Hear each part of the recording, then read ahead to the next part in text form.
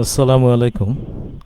প্রিয় শিক্ষার্থীরা, ষষ্ঠ পর্ব ইলেকট্রনিক্স টেকনোলজির ইনস্ট্রুমেন্টেশন অ্যান্ড প্রসেস কন্ট্রোল এই বিষয়টিতে আমি তোমাদের সাথে আছি গাজী সাইফুল ইসলাম, ইনস্ট্রাক্টর ও বিভাগীয় প্রধান ইলেকট্রনিক্স, বরিশাল পলিটেকনিক ইনস্টিটিউট। পূর্বের ক্লাসে আমাদের যে সমস্ত কমেন্টগুলি ছিল তাতে তোমরা বুঝতে পারোনি, এরকম তেমন কিছু আসেনি। এই জন্য ওই আলোচনার প্রয়োজন এখন মনে করছি না। তবে তারপরেও বারবার একটা কমেন্ট প্রায় আসে, সেটা হলো স্যার গাইডের যে পড়াগুলি আছে ওগুলো আমরা পড়ব কিনা।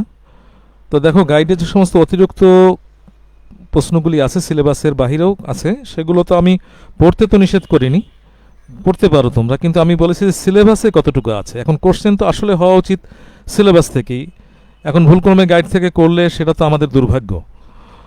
আমি বলবো যে তোমরা সিলেবাসকেই ফলো করো, তারপর যদি মনে করো একান্ত তোমাদের এই প্রশ্ন আসলে আমি কিছুটা অসহায় বোধ করছি যে আসলে কী হবে, হওয়া তো উচিত ছিল না এরকম, যে সিলেবাসের বাইরে তো কোশ্চেন হওয়া উচিত ছিল না, কিন্তু তারপর হয়ে গেলে আমি বলবো এটাকে দুর্ভাগ্য। এই জন্য তোমরা কিছু হয়তো যেটা মনে করো পড়তে পারো, অতিরিক্ত পড়া তো খারাপ কিছু না। তো যাই হোক, আমি আমার আলোচনায় ফিরে যাচ্ছি। ভুল কিন্তু ওই যে গাইডের ভিতরে অনেক ভুল থাকতে পারে। আমি আর ইনস্ট্রুমেন্টেশন প্রসেস কন্ট্রোল এই সাবজেক্টটি আমি ব্যক্তিগতভাবে ক্লাসে পড়াতাম না, আমি মাইক্রো কন্ট্রোলার পড়াতাম, অর্থাৎ তোমার এমবেডেড সিস্টেম, যেটা micro controller and embedded system, আমি ওটাই আমার এই সেমিস্টারে পড়াতাম। তো ইনস্ট্রুমেন্টেশন পড়াতে গিয়ে আমি আবার এই সমস্ত গাইডগুলোকে একটু দেখেছি, তাতে বেশ কিছু ভুলও নজরে এসেছে, ছাপার ভুলও হতে পারে, অনিচ্ছাকৃত ভুলও হতে পারে। তো আমি যারা গাইড প্রকাশ করেন তাদেরকেও বলবো যে তারা একটু সতর্ক থাকেন। আর পাশাপাশি শিক্ষার্থীরা, তোমরা আমার মনে হয় যতই পড়ো ক্ষতি নেই, তোমরা করতে পারো। তো আজকে আমি আমার আলোচনার বিষয়ে চলে আসি। আমাদের আজকের আলোচনার বিষয় হলো আমাদের ষষ্ঠ অধ্যায়, এবং এই ষষ্ঠ অধ্যায় আমাদের যা আছে আর কি, তার ভিতরে হলো রেকর্ডার নিয়ে আমাদের কথা। সমস্ত চ্যাপ্টারটাই রেকর্ডার। তার ভিতরে আমরা প্রথমে পড়ব হলো আমাদের রেকর্ডারের কী প্রয়োজনীয়তা, সেটা আমরা জানব। দ্বিতীয় জানব বিভিন্ন ধরনের রেকর্ডার সম্পর্কে,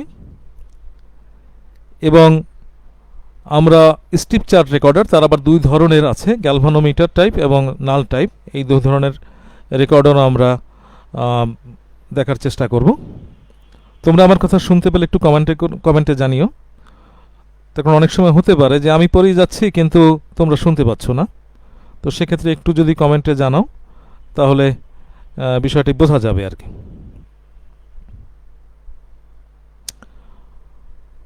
তো আমি আবার শুরু করি। তো এরপরে যেটা আমরা পড়ব সেটা হলো অপারেশন অফ এক্সওয়াই রেকর্ডার, অর্থাৎ এক্সওয়াই রেকর্ডারের কার্যপ্রণালী। তো এক্ষেত্রে দেখো, আমাদের যে সিলেবাস ছিল, সিলেবাসেও ভুলে এই যে একটু আগে যেটাকে দেখানো হয়েছিল এখানে, যে গ্যালভানোমিটার এবং নাল টাইপ, এখানে কিন্তু লেখা আছে সিলেবাসের ভিতরে describe the principle of operation of XY recorder, ব্র্যাকেটে এখানে লেখা আছে গ্যালভানোমিটার অ্যান্ড নাল টাইপ। তার মানে বোঝা যায় যে এক্সওয়াই রেকর্ডারের দুইটা ভাগে, গ্যালভানোমিটার এবং নাল টাইপ, কিন্তু আসলে এরকম কোনো অবস্থানে এক্সওয়াই রেকর্ডারের গ্যালভানোমিটার বা নাল টাইপ হয় না, এটা স্ট্রিপ চার্টে হয়। তো এখানে আমি কিন্তু এই কারণে সিলেবাসের ওই লেখাটাকে আমি মনে করছি ওটা ভুলে ছাপাবশত এরকম হয়েছে। এই অংশটুকুর কথা বলছি আমি, গ্যালভানোমিটার এবং নাল টাইপ, এই অংশটুকু এখানে ভুলক্রমেই আমার কাছে মনে হয়েছে এসেছে, এই জন্য আমি তোমাদের এখানে ঠিক করে দিয়েছি যেটা স্ট্রিপ চার্ট রেকর্ডারের সাথে হবে এবং সেভাবেই পড়ানো হবে। কিন্তু গাইডেও দেখবা যে গাইডের ভিতরে লেখা আছে এই এক্সওয়াই রেকর্ডারের গ্যালভানোমিটার টাইপ এবং নাল টাইপ তারা দিয়েছে, তারা ওই সিলেবাস দেখে ওইভাবে ওখানে হয়তো লিখেছে এবং ওখানে সেরকমই বর্ণনা দেওয়ার চেষ্টা করেছে, কিন্তু আসলে এক্সওয়াই রেকর্ডারের গ্যালভানোমিটার বা নাল টাইপ হয় না, এটা স্ট্রিপ চার্ট রেকর্ডারের হয়। আশা করি আমার কথাটি বুঝতে পেরেছ। আমি এখানে কিন্তু এই লেখাটি একটু এখান থেকে নিয়ে এখানে লাগিয়ে দিয়েছি, অর্থাৎ স্ট্রিপ চার্টের সাথে। হ্যাঁ, তোমরা গাইডের বা সিলেবাসে দেখবা এটা আছে এক্সওয়াই রেকর্ডারের সাথে। তো যাই হোক, আমরা প্রথমে যে রেকর্ডার যে বুঝবো, রেকর্ডারের প্রয়োজনীয়তা বুঝবো, তার আগে জেনে নেই যে রেকর্ডারটা কি। এটা তো আমাদের জানা উচিত, তাই না, যে রেকর্ডারটা কি। তার আগে যদি আরেকটু বুঝতে চাই রেকর্ডিং কি, রেকর্ডিং থেকেই তোমরা কিন্তু রেকর্ডিং সম্পর্কে জানো। যেমন মনে করো যে তোমরা গান রেকর্ডিং করো, অনেক সময় তোমাদের দেখা যায় কোনো ভিডিও রেকর্ডিং হয়, এগুলো তোমরা জানো। রেকর্ডিং মানে ওটাকে তোমরা রেকর্ড যে করলে, করার পরে পরবর্তীতে আবার তোমরা শুনতে পারো বা দেখতে পারো, এরকম যে কোনো জিনিসকে সংরক্ষণ করাকে কিন্তু আসলে রেকর্ডিং বলা যায়। কিন্তু আমরা এই ক্ষেত্রে কিন্তু আমরা গান বা ভিডিও রেকর্ডিংয়ের কথা আমরা আনছি না, যেহেতু আমরা পড়ছি ইনস্ট্রুমেন্টেশন অ্যান্ড প্রসেস কন্ট্রোল, আমরা এখানে প্রসেস কন্ট্রোলের রেকর্ডিং বিষয়ের ভিতরে আমাদের আলোচনা সীমাবদ্ধ রাখবো, এবং রেকর্ডার বলতে আমরা বুঝবো যে কোনো প্রসেস কন্ট্রোলের কোনো ভেরিয়েবল বা অন্য যে কোনো ভৌত রাশিমালা। ভৌত মনে আছে কিনা তোমাদের? আমি একসময় বলেছিলাম ভৌত মানে কিন্তু ভূত না, হ্যাঁ, যদি শুনতে ভূত, এটাকে ইংরেজিতে বলে ফিজিক্যাল কোয়ান্টিটি, অর্থাৎ আমাদের বাস্তব জগতে যে সমস্ত আমরা দেখি, তাপ, চাপ, শব্দ, আলো, এই সমস্ত যে জিনিসগুলো আমরা বাস্তব দেখি, এদেরকে ফিজিক্যাল কোয়ান্টিটি বা বাংলায় বলে ভৌত রাশিমালা। এই সমস্ত রাশিমালাকেও আমরা যখন রেকর্ড করি, সরাসরি তো আমরা তো তাপ চাপকে রেকর্ড করতে পারি না, আমরা ট্রান্সডিউসারের মাধ্যমে তাকে সিগন্যালে রূপান্তর করি এবং ওই সিগন্যালকে আমরা রেকর্ডিং করি। তো এই ক্ষেত্রে আমরা প্রসেস কন্ট্রোলের যে কোনো ভেরিয়েবল মানে যেটা পরিবর্তন হয়, এরকম যে কোনো ভেরিয়েবল মান অথবা কোনো ভৌত রাশিমালার মান আমরা যদি ভবিষ্যতে কোনো কাজে ব্যবহার করতে চাই, তাহলে ভবিষ্যতে সেই কাজটা যে কোনো কাজ হতে পারে, আমরা দেখব যে কী কী কাজে ব্যবহার করা যায়। তো ওই সমস্ত যে কোনো কাজের ব্যবহারের জন্য আমরা স্থায়ীভাবে এটা সংরক্ষণ যে করি তাকে আমরা বলি রেকর্ডিং। আর এই রেকর্ডিংয়ের জন্য আমরা যে যন্ত্রটাকে ব্যবহার করি তাকে আমরা বলি রেকর্ডার। আশা করি বুঝতে পেরেছো। তোমরা হয়তো রেকর্ডার দিয়ে যদি সার্চ দাও, তাই রেকর্ডার এমনও হতে পারে, বাদ্যযন্ত্রকেও কিছু কিছু বাদ্যযন্ত্রকে রেকর্ডার বলা হয়। হ্যাঁ, তাহলে আমরা কিন্তু ওই রেকর্ডার পড়ছি না। গত ক্লাসে একটা ছেলে, আমার মনে পড়লো এই মুহূর্তে, যে একটা ছেলে কমেন্ট করেছিল যে স্যার ডিগ্রি পড়িয়েছেন যে সিনকোর সময়, যখন সিনকো আমি অ্যাঙ্গেল পড়াচ্ছিলাম, সিনকোর কৌণিক অবস্থানগুলি, তখন এক ছাত্র কমেন্টে বলছো স্যার এখানে ডিগ্রি কি ফারেনহাইটও তো হতে পারে, সেন্টিগ্রেডও তো হতে পারে। তো ওকে আমি উত্তর এটা দিয়েছিলাম যে দেখো, আমরা এখানে তাপমাত্রা নিয়ে আলোচনা করছি না, আমরা এখানে কোণ নিয়ে আলোচনা করছি। তবে এখানে তাহলে আমরা নিশ্চিতভাবে বুঝতে পারছি যে এটা আমাদের এই ডিগ্রিটা তাপমাত্রার ফারেনহাইট বা সেন্টিগ্রেডের ডিগ্রি না, এটা কোণের অ্যাঙ্গেলের ডিগ্রি। ঠিক সেরকমই আমরা এখন যে রেকর্ডিং পড়ব বা রেকর্ডার পড়ব, সেটা ইনস্ট্রুমেন্টেশন অ্যান্ড প্রসেস কন্ট্রোলের যে রেকর্ডিং এবং রেকর্ডার। আমি পরবর্তীতে যাই যে আমাদের এই রেকর্ডারের প্রয়োজনীয়তা কী আর কি, যেটা আমাদের এই সিলেবাসের ভিতরে 6.1-এ ছিল। তো অনেক ব্যাপারে প্রয়োজনীয়তা, একটা ইনস্ট্রুমেন্টেশন সিস্টেমে রেকর্ডারের প্রয়োজনীয়তা ব্যাপক। তোমরা যত এটা এই সাবজেক্টটি ভালোভাবে বুঝতে থাকবে, তখন বুঝবে যে রেকর্ডার ছাড়া ইনস্ট্রুমেন্টেশন প্রসেস এক কথায় অনেকভাবে একটা খোরা অবস্থায় চলবে আর কি। হ্যাঁ, মানে চলবে না তা বলা যাবে না, অনেক কিছু। আমরা একটা মানুষ, যদি আমার হাত না থাকে, আমার পা না থাকে, হ্যাঁ, তা আমি কি চলতে পারবো না? আমি যে কোনোভাবেই আমি চলবো, আমার জীবন চলবে। হ্যাঁ, আমি হাত ছাড়াও দেখা যাবে খাওয়ার একটা ব্যবস্থা করে নেব, কোনোভাবে খাবে। অনেকে দেখো তোমরা পরীক্ষার্থী এরকম থাকে, এসএসসি পরীক্ষা দিয়েছে, 2 হাত নাই, তো এটা চলে। কিন্তু আমি বললাম যে আসলে রেকর্ডার খুব গুরুত্বপূর্ণ, চলতে পারবে রেকর্ডার ছাড়া ইনস্ট্রুমেন্টেশন সিস্টেম, কিন্তু খুব যে ভালোভাবে চলবে সেটা না। তো যাই হোক, তোমরা কি শুনতে পাচ্ছ আমার কথা? আমি এখন বলি যে উল্লেখযোগ্য যে প্রয়োজনীয়তাগুলো, শুধু আমি সেগুলোই আলোচনা করছি, এছাড়াও কিন্তু প্রয়োজনীয়তা আছে। দেখো, প্রথমে হলো ভবিষ্যতের জন্য সংরক্ষণ করা। ভবিষ্যতের জন্য সংরক্ষণ করা, ভবিষ্যতে আমরা কোনো কাজে লাগাবো। এখানে দেখো দ্বিতীয় বলা হলো রেকর্ডকৃত মানের সাহায্যে কোনো তুলনা করতে পারি আমরা, অ্যানালাইসিস, হ্যাঁ, অর্থাৎ এর ব্যাপার নিয়ে হিসাব নিকাশ বিভিন্ন করতে পারি, আমরা গবেষণা কাজে ইত্যাদিতে লাগাতে পারি। এরকম বিভিন্ন কাজে আমরা কিন্তু আমরা রেকর্ডকৃত মানকে আমরা ব্যবহার করতে পারি, যেন রেকর্ডের একটা প্রয়োজনীয়তা রয়েছে। এরপরে যেটা রয়েছে সেটা হলো শিল্প কারখানায় বিভিন্ন যন্ত্রপাতিকে আমরা যদি মনিটরিং করি, সেই মনিটরিং করা, অর্থাৎ দেখব কোন যন্ত্রপাতির মান কখন কী অবস্থা ছিল সেটা জানার জন্য আমরা অতীত কার্যক্রমের সাথে আমাদের রেকর্ডিং করা, তো আমরা যদি কোনো কিছুকে রেকর্ড করি তাহলে সেটাকে তো অতীতের কোনো ঘটনা আমাদের সামনে আমরা এখন দেখতে পারি রেকর্ড করা সেই বিষয়বস্তুকে। তাহলে অতীত কার্যক্রমের সাথে বর্তমানকে আমরা পর্যালোচনা করতে পারি, এবং সেক্ষেত্রে আমরা বর্তমান ও ভবিষ্যতের কার্যের পরিকল্পনা আমরা করতে পারি আর কি, রেকর্ডারের যদি আমাদের থাকে, রেকর্ড আমরা যদি করে থাকি আর কি। এছাড়া শিল্প কারখানায় যখন অটোমেশনের কাজ আমরা ব্যবহার করি, অর্থাৎ শিল্প কারখানাকে যখন অটোমেটিক করতে যাই, তখন আমাদের বিভিন্ন যন্ত্রপাতির মানকে রেকর্ড করা অবস্থায় আমাদের ব্যবহার করতে হয়। এখন আমরা যাব যে রেকর্ডের প্রকারভেদ। এটা ছিল আমাদের 6.2-তে, রেকর্ডের কত রকম প্রকারভেদ হতে পারে। তো রেকর্ডারকে আমরা যদি প্রধানত ভাগ করতে চাই, তাহলে আমরা 2 ভাগে ভাগ করতে পারি। একটা হলো এগুলো সিগন্যালের উপরে, আসলে তো যে কোনো বিভক্তি বিভিন্ন কারণে হতে পারে। যদি আমি কিছু মানুষকে ভাগ করি, ছেলে এবং মেয়ে আলাদা করতে পারি, একরকম হবে। যদি আমি বলি লম্বা এবং খাটো, একরকম হবে। তো এখানে বিভক্তিটা কিসের উপরে? তাহলে ম্যাক্সিমাম সময় আমরা যেটা করি, যেহেতু আমরা সিগন্যালকে রেকর্ড করি, এখানে সিগন্যালটা কোন ধরনের সেই আমরা 2 ভাবে আমরা বিভক্ত করি। একটা হলো আমাদের অ্যানালগ রেকর্ডার্স এবং একটা হলো ডিজিটাল রেকর্ডার্স। এই আমাদের মূল প্রকারভেদের ভিতরে আমরা আসি। এই অ্যানালগ এবং ডিজিটালের ভিতরে কিন্তু আবার অনেক রকম আছে। বিশেষ করে অ্যানালগ রেকর্ডার্সের ভিতরে আমরা অ্যানালগ রেকর্ডার্সকে আবার 4 ভাগে ভাগ করতে পারি। তার ভিতরে একটা হলো গ্রাফিক রেকর্ডার এবং একটা হলো ম্যাগনেটিক টেপ রেকর্ডার। আমরা অসিলোগ্রাফি রেকর্ডার এক ধরনের আর কি, গ্রাফিকের ভিতরে অসিলোগ্রাফি, আমরা অসিলোস্কোপ যেরকম দেখেছি ওই ধরনের এক ধরনের রেকর্ডার হয়, অসিলোগ্রাফি বলে। অসিলোগ্রাফি রেকর্ডার আমরা করতে পারি। এছাড়া এর বাইরে যে সমস্ত রেকর্ডার আমরা সবগুলোকে একটা গ্রুপে ভাগ করে দিয়েছি, সেগুলো হলো আদার্স।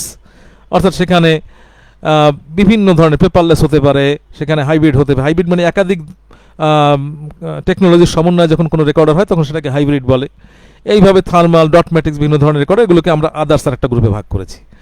এখন এর ভিতরে যে আমাদের গ্রাফিক রেকর্ডার, এই গ্রাফিক রেকর্ডারকে আমরা আবার 3 ভাগে ভাগ করতে পারি। তার ভিতরে একটা হলো strip chart recorder, circular chart recorder এবং XY রেকর্ডার। এই 3 ভাগে আমরা ভাগ করতে পারি। এই স্টিপ চার্ট রেকর্ডারকে যদি আমরা আবার ভাগ করি তখন সেখানে আমরা 2 ভাগে ভাগ করতে পারি। একটা হলো আমাদের গ্যালভানোমিটার টাইপ আর একটা হলো নাল টাইপ। এক্ষেত্রে যদি আমরা আবার নাল টাইপে যাই, নাল টাইপকে আবার 3 ভাগে ভাগ করা যায়। আসলে আরও কিছু ভাগ আছে, শুধু 3 ভাগ না, নাল টাইপকে আরও কয়েক ভাগে ভাগ করা যায়। আমি মূল জিনিসগুলোকে নিয়ে এসেছি। একটা হলো পটেনশিওমেট্রিক রেকর্ডার, আর একটা হলো ব্রিজ রেকর্ডার, আর একটা হলো এলভিডিটি রেকর্ডার। আর আমরা যদি ডিজিটাল রেকর্ডারকে ধরি তাহলে সেটাকে 2 ভাগে ভাগ করা যায় প্রধানত। একটা ভাগ হলো ইনক্রিমেন্টাল আর একটা হলো সিনক্রোনাস।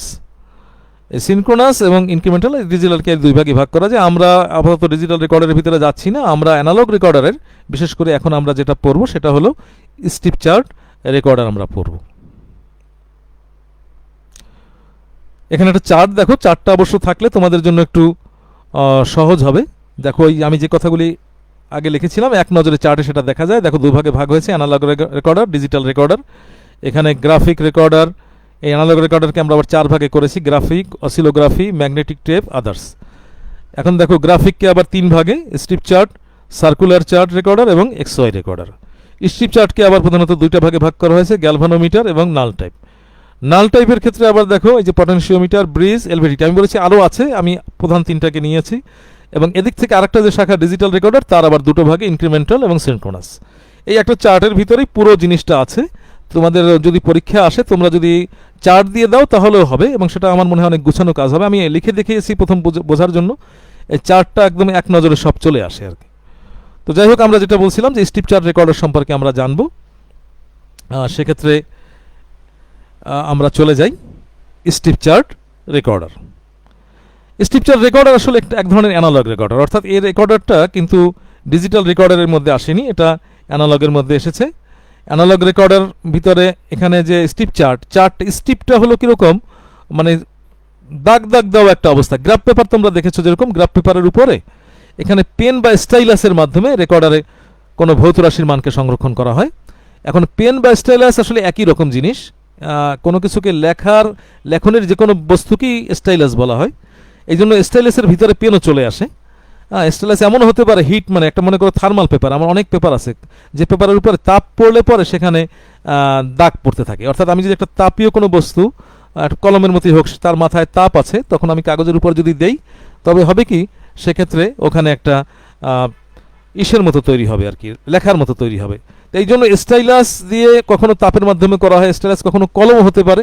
যাই হোক না কেন, এক্ষেত্রে আমরা বলবো যে এই স্টাইলাস বা পেন, এটার মাধ্যমেই ওই পেপারের উপরে সংরক্ষণ করা হয়, এবং পেপারটা থাকে লম্বা রোল আকারে।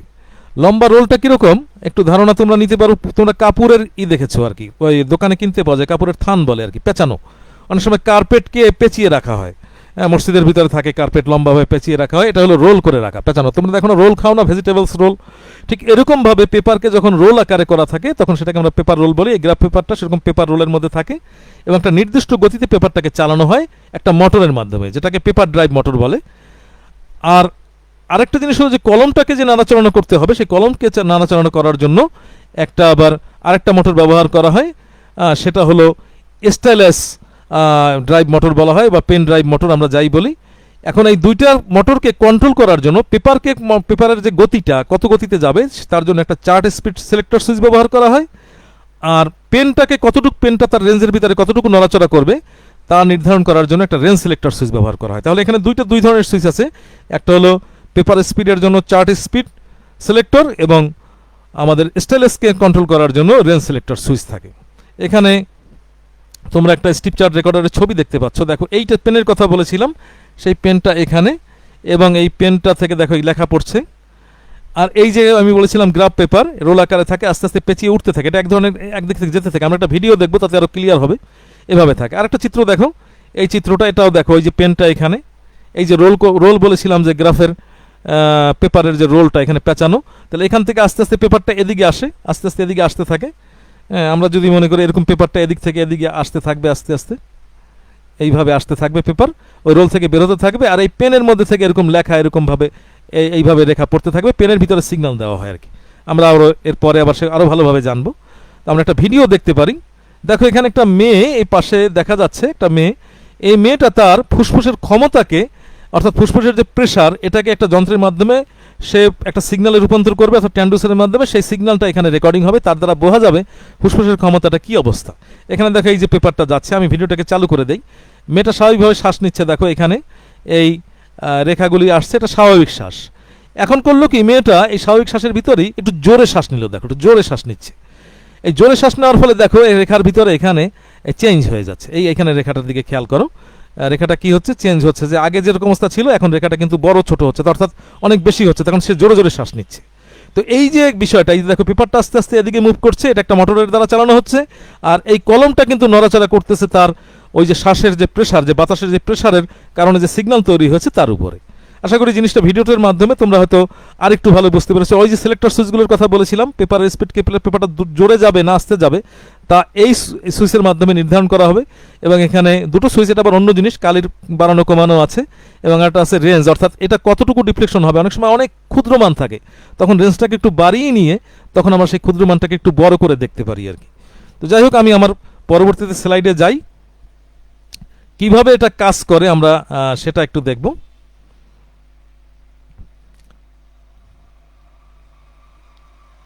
দেখো এই কথাগুলো কিন্তু তোমরা সবই লেখা আছে, আমি এই কথা বললাম না, যেভাবে কাজটা করে সে আমি আর বললাম না, যেহেতু আমি সার্কিটে চলে যাব। সার্কিট যখন পড়াবো তার সাথে সাথে এটা আমি দেখাতে চাচ্ছি তোমাদের। দেখো সার্কিটের ভিতরে এই যে বলছিলাম, এটা একটা পেপারটা এদিকে নিচের দিকে নামছে, এবং এখানে দেখো একটা সার্ভো মোটর এই পেনটাকে কন্ট্রোল করতেছে। পেনে কি হচ্ছে, পেনে আমাদের ইনপুট যে সিগন্যালটা, যেটা ওই মেয়েটার যেমন মনে করো তার যে ফুসফুস থেকে সে বাতাসের যে চাপ দিচ্ছে, সেটা একটা নির্দিষ্ট সিগন্যাল হলো, সিগন্যাল হয়ে সেটা একটা সিগন্যাল কন্ডিশনিং, অর্থাৎ একটা নির্দিষ্ট মানের রূপান্তর। ওই সিগন্যাল তো আর এই মোটরকে ঘোরাতে পারবে না, তাহলে একটা নির্দিষ্ট পরিমাণে, তোমরা আগের অধ্যায়গুলিতে পড়েছো সিগন্যাল কন্ডিশনিং, অর্থাৎ একটা মোটরকে হোক বা অন্য যে কোনো কিছুকে কন্ট্রোল করার জন্য হোক, যে ধরনের একটা সিগন্যালকে আমরা পরিবর্তন করি, তখন সেটাকে আমরা বলি সিগন্যাল কন্ডিশনিং।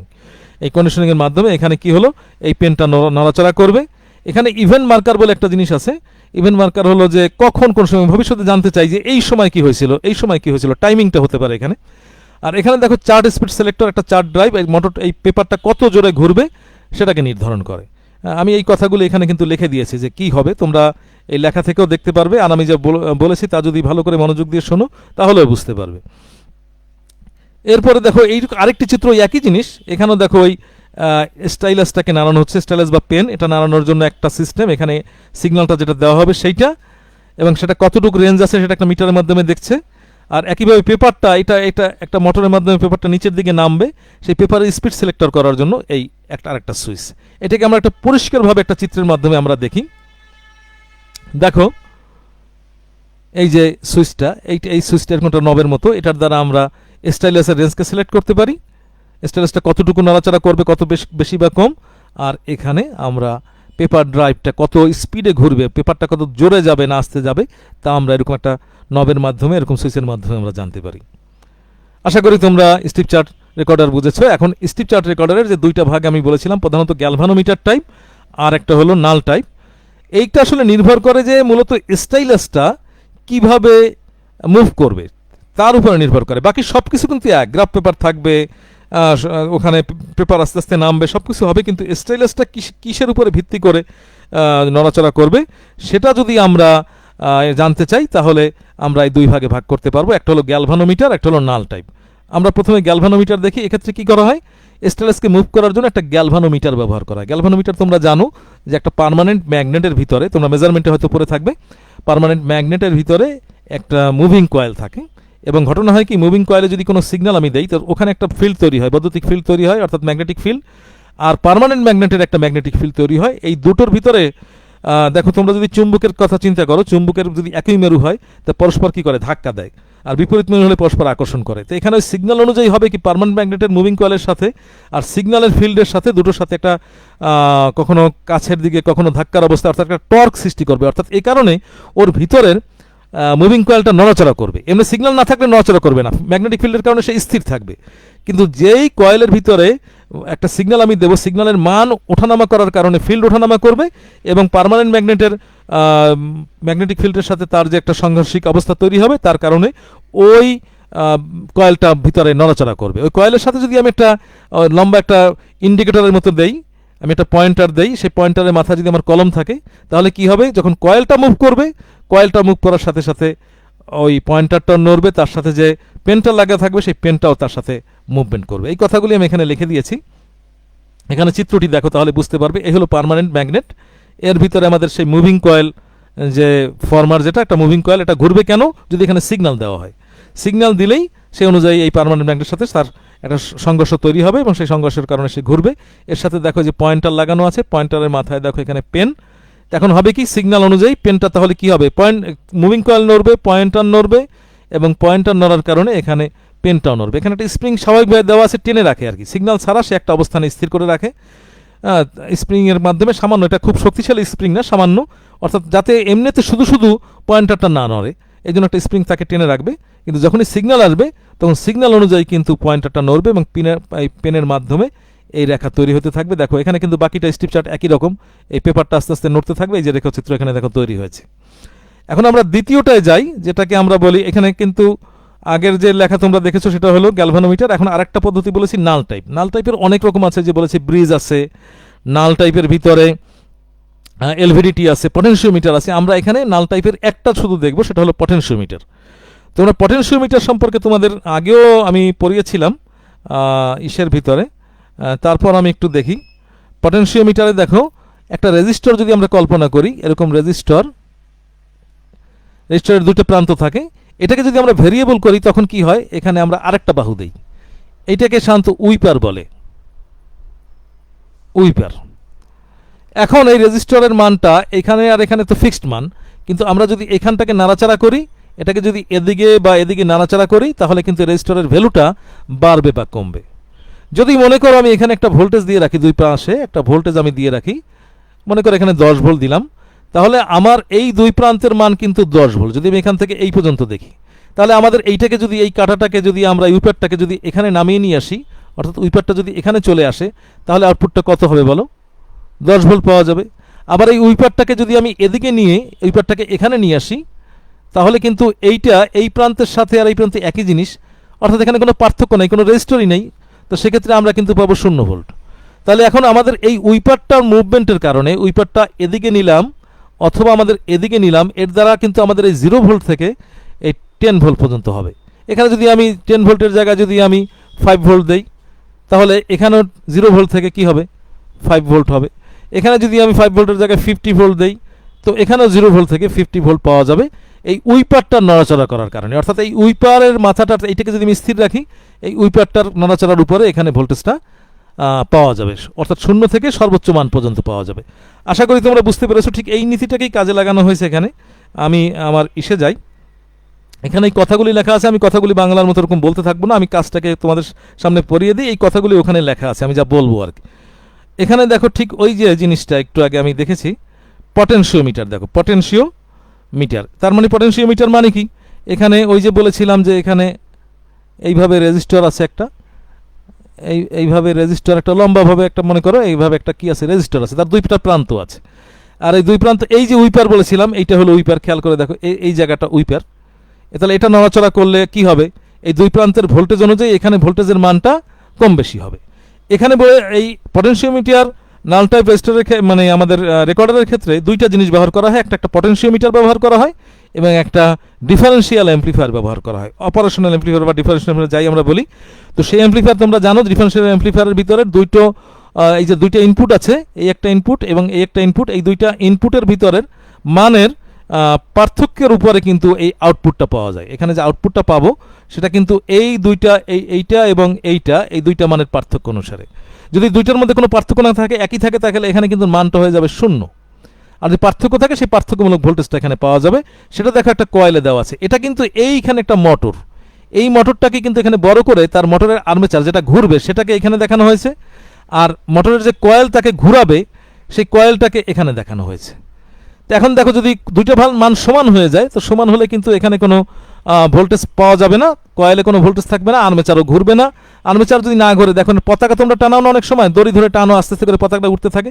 এখানে দেখো রুলিগুলি এরকম আছে, এর ভিতরে একটা মনে করো একটা তারের মতো এরকম এইভাবে যদি ঘুরানো দিক থেকে একদম এই পর্যন্ত যদি এরকম ঘুরানো থাকে, মনে করো এখানে পুলি আছে মনে করো এর পিছনে, তাহলে কি হবে, এই মোটরটা ঘুরলে কিন্তু এই পুরো দড়িটার মতো এটা ঘুরতে থাকবে এদিকে বা এদিকে, এবং উইপারটাও কিন্তু এদিকে এদিক যাবে আর কি। তা মনে করো আমি এখানে একটা ভোল্টেজ দিলাম, ইনপুটে আমি একটা কি করলাম, একটা সিগন্যাল আমি এখানে দিলাম।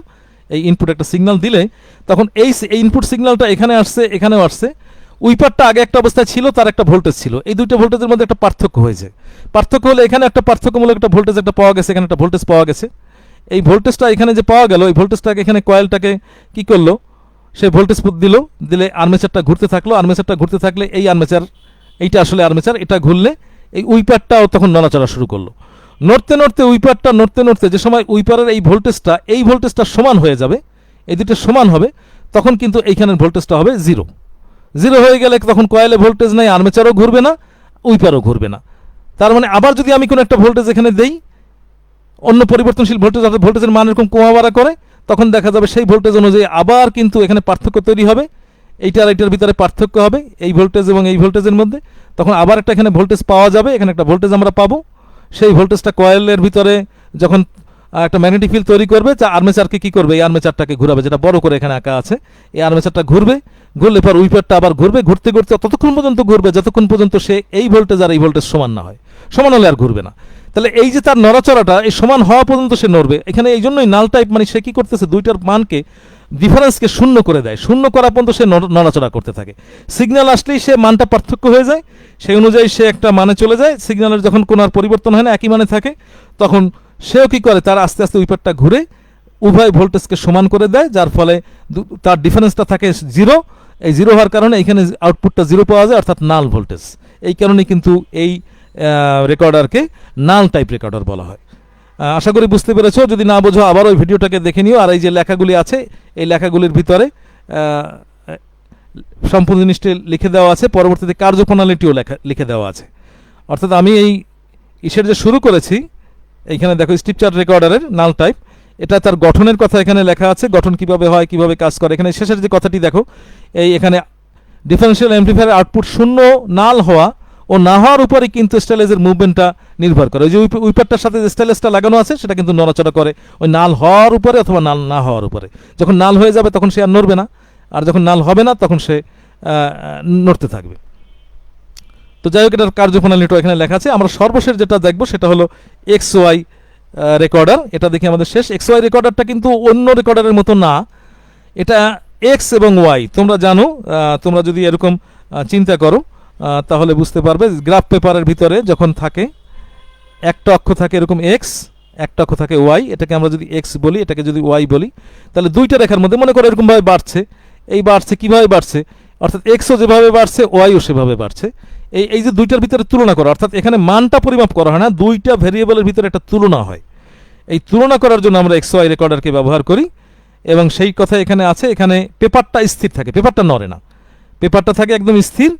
এই লেখাগুলো এখানে আছে দেখো, গ্রাফ পেপার, স্থির পেপারের উপরে এক্স অক্ষের জন্য একটা আর্ম ব্যবহার করা হয়, মানে একটা আর্ম নড়াচড়া করে।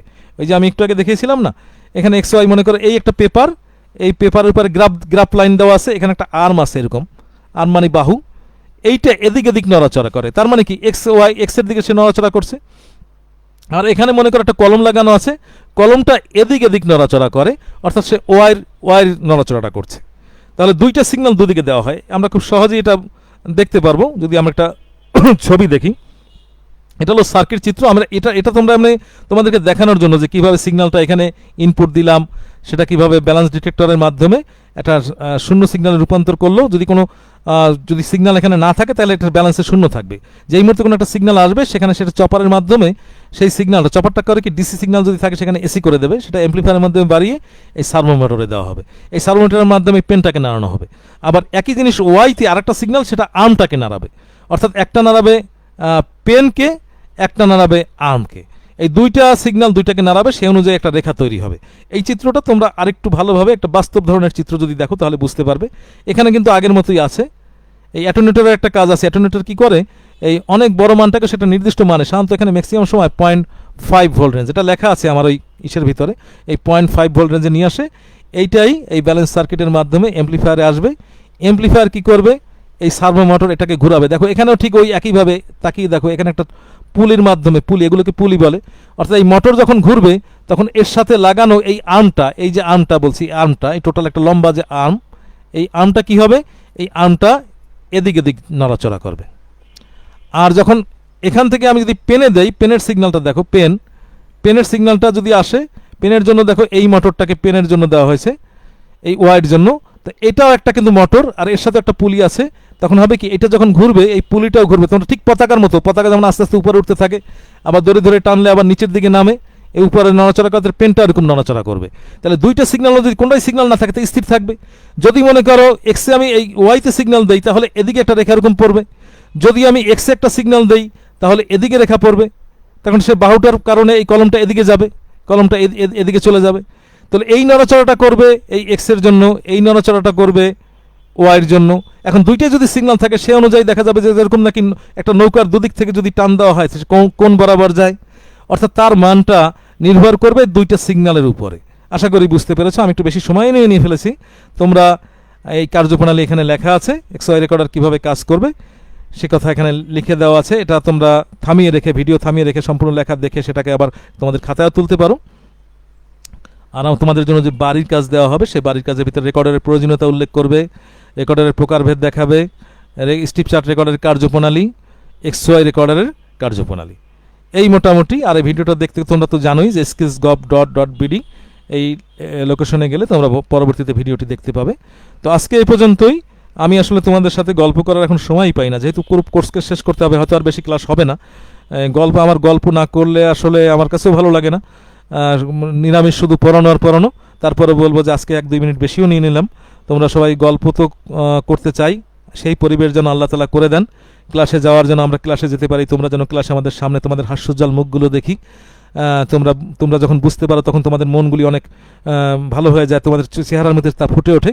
ওই অবস্থা আবারও দেখার আশা রেখে তোমরা সবাই সুস্থ থাকো, ভালো থাকো। সবাইকে আমরা সুস্থ অবস্থায় একসাথে আবার একত্রিত হতে পারি, সেই আশাবাদ ব্যক্ত করে আল্লাহ তাআলার কাছে আমি দোয়া করি, তোমরাও দোয়া করো। ইনশাআল্লাহ আগামী ক্লাসে আবার দেখা হবে। আসসালামু আলাইকুম।